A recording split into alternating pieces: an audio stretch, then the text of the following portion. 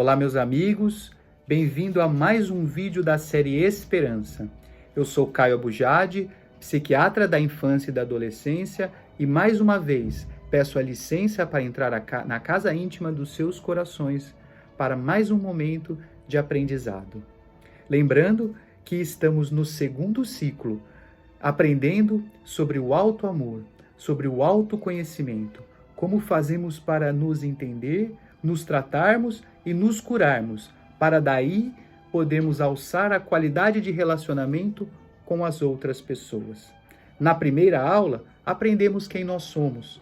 Aprendemos sobre que somos seres pensantes, que somos seres de sentimentos, de vontade e de inteligência, e que precisamos do relacionamento com o próximo, e que através desse relacionamento aprendemos quem nós somos.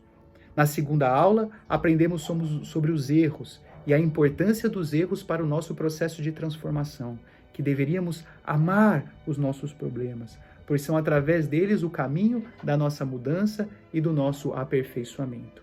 Na terceira aula, aprendemos sobre a consciência, sobre esse ser de extrema sabedoria que representa Deus em nossas vidas, que habita dentro de nós e que devemos abrir as portas de nós mesmos para que este ser consciência gerencie a nossa vida.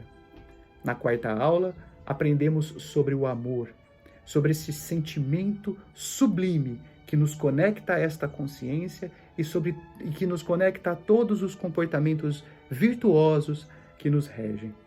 Aprendemos na quinta aula sobre a sabedoria e a importância do conhecimento, do entendimento racional de todas as verdades e de todas as virtudes, para que daí por diante possamos seguir cada vez melhores, unindo o amor e a sabedoria nessas duas asas que nos elevam e que nos fortalecem neste crescimento.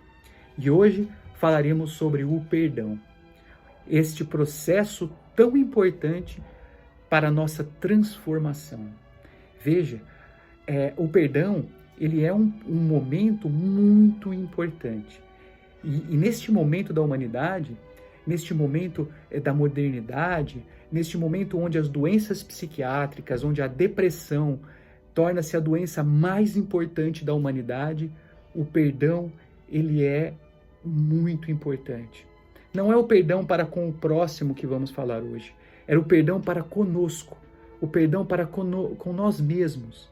Não saberemos perdoar o próximo, não saberemos amar ao próximo, não saberemos amar a Deus enquanto não aprendermos a perdoar a nós mesmos e a amar a nós mesmos.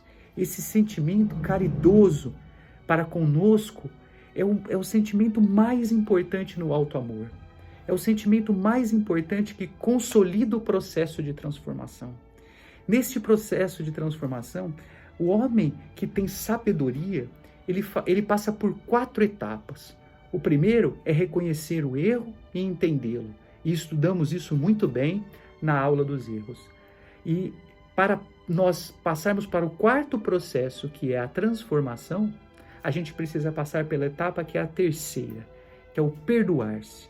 Então, reconhecer o erro, entender o erro, perdoar-se para transformar-se. Sem o perdão, o erro se transforma num processo de culpa. Então, quando estamos caminhando, nós cometemos o erro, nós podemos seguir 2 caminhos diferentes. O caminho do perdão ou o caminho da culpa. Muitas vezes, as pessoas que se culpam, elas nem sentem que estão se culpando, elas só sentem uma depressão, um amargor, porque a culpa, ela muitas vezes está inconsciente.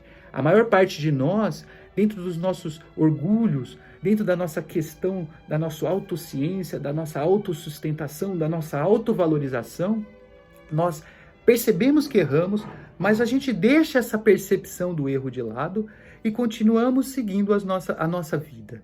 E a partir daí, este processo de erro, inconscientemente, ele toma conta na gente através desta culpa.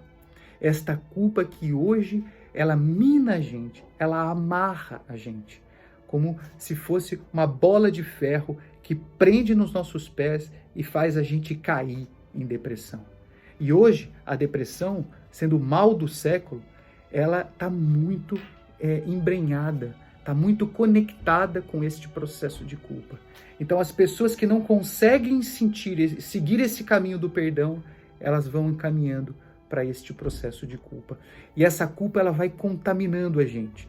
Como um vírus, ela vai dominando o nosso organismo, e aí esse processo de culpa, ele vai destruindo a gente, ele vai levando a gente para baixo, ele vai minando as nossas forças, tá? Ah, mas Caio, isso é religião, isso não tem nada a ver com ciência. Tem sim. Recentemente, agora em 2019, um grupo de brasileiros, junto com uma universidade americana e uma universidade londrina, fizeram um estudo sobre a neurociência da culpa, a conexão da culpa com os sentimentos de depressão e com a fibromialgia, com aquela doença que gera dores pelo corpo inteiro, né? E foi muito interessante porque eles estudaram a neurociência, a neuroconexão das regiões que estão afetadas nesse sentimento de culpa. O grupo que estudou isso foi um grupo do Rio de Janeiro, do Instituto de Pesquisa para a Educação do IDOR, o Instituto de Ciências Biológicas da UFRJ, o Centro de Matemática e Computação e Cognição da Universidade Federal do ABC, o Science Institute de Palo Alto, nos Estados Unidos, e o Instituto de Psiquiatria, Psicologia e Neurociência do King's College of London. Então esse foi um estudo multicêntrico, onde eles viam a temperatura da culpa, o quanto a culpa era grande, o volume dessa culpa, e eles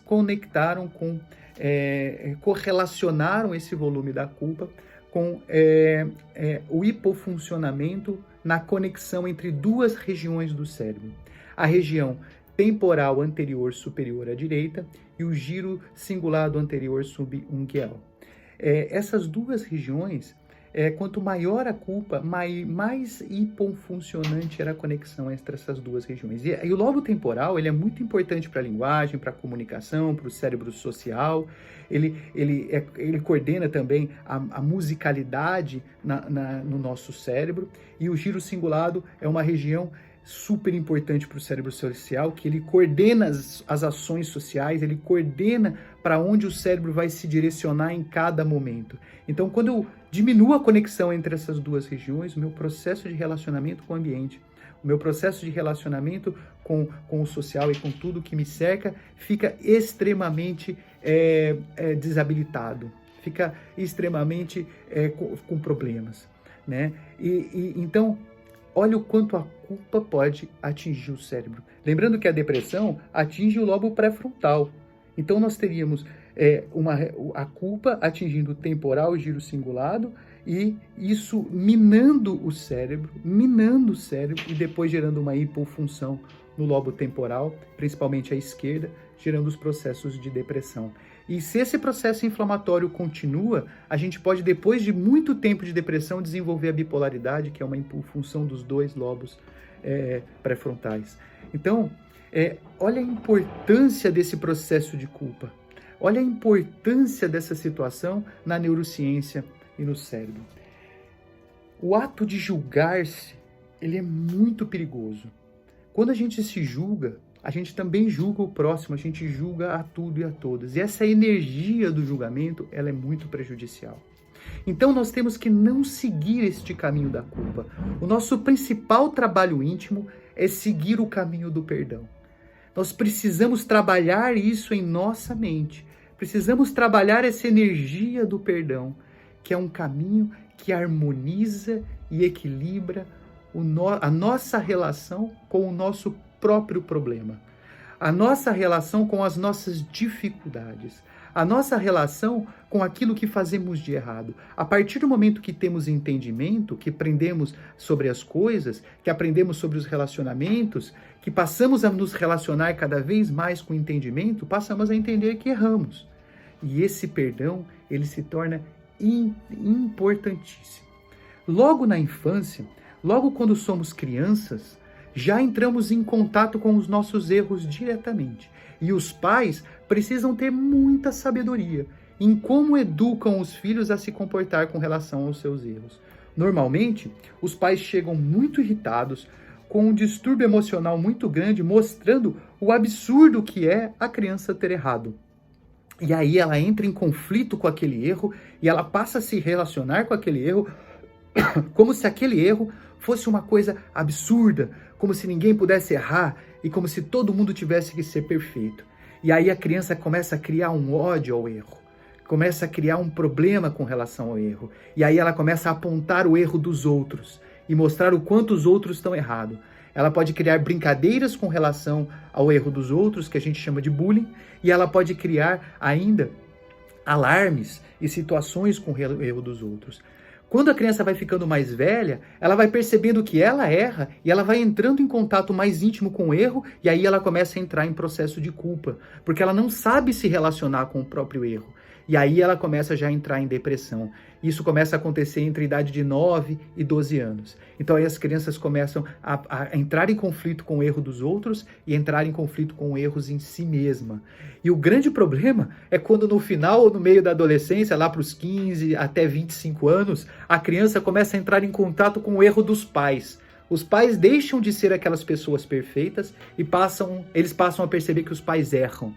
E aí aquelas pessoas que pressionaram eles, que mostraram o quanto o erro é um problema, o quanto o erro é horrível, o quanto é ruim ser errado, essas pessoas erram. Essas pessoas não são heróis perfeitas.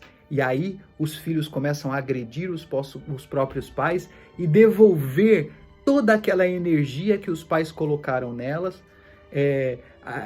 quando eles erravam.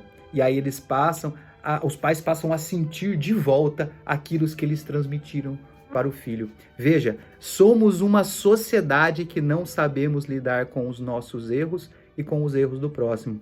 Veja nesse momento que estamos vivendo de pandemia e de coronavírus, o quantos erros estamos tendo acesso e como vamos nos sentindo com o erro do próximo, principalmente quando ele nos atinge. Mas também estamos tendo contato com os nossos erros. Agora que estamos confinados, vemos o quanto somos pessoas com dificuldades, o quanto erramos e não sabemos lidar com o próprio erro e começamos a sofrer. E está aí a natureza para nos perdoar. A natureza nunca esteve tão linda. Os pássaros estão vindo conversar com a gente. Os animais estão entrando de novo nos nossos jardins. Estamos vendo os tucanos, araras, macacos, passarinhos vindo na nossa janela, vindo no nosso quintal. Nunca havíamos visto isso. Os animais que tinham medo da gente.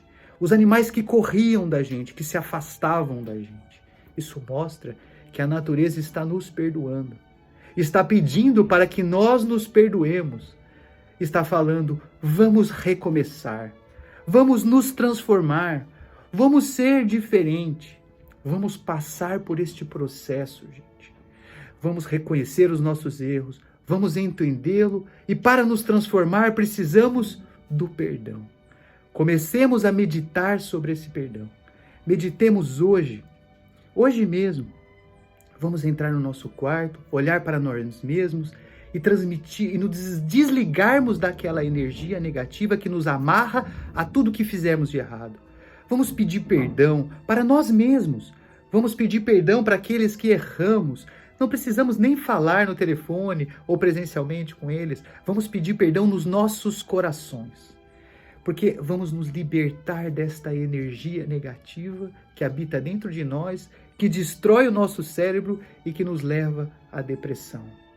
Bom trabalho a todos. Espero que todos reflitam e comecem este processo de perdão. Até a próxima aula. Um grande beijo e até mais.